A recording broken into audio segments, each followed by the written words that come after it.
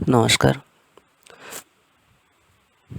আজিকালি পৃথিৱীৰ সৰু ডাঙৰ প্ৰতিজন মানুহেই সকলো কথা জানে, কিন্তু সময়ত সঠিক সিদ্ধান্ত লৈ সঠিকভাৱে ব্যৱহাৰ কৰিব নোৱাৰে।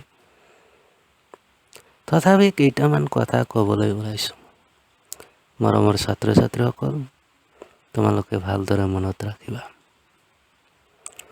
সকলোকে সন্মান কৰিবা।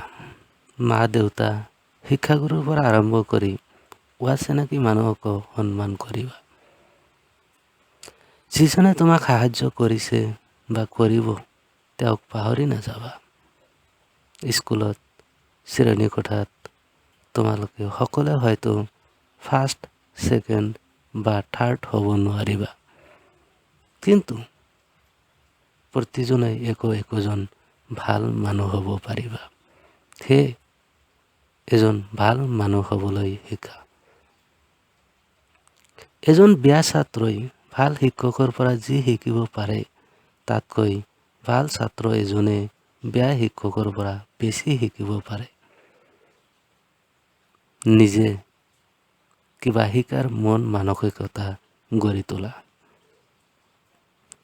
জীৱনত সফল হ'বলৈ কঠোৰ পৰিশ্ৰম আৰু আত্মবিশ্বাসেৰে আগবাঢ়ি যাব লাগিব। ছাকচেছ হ'বলৈ কোনো শ্বৰ্টকাট ৰাস্তা নাই। বেয়া অভ্যাসৰ পৰা আঁতৰি থাকিবা।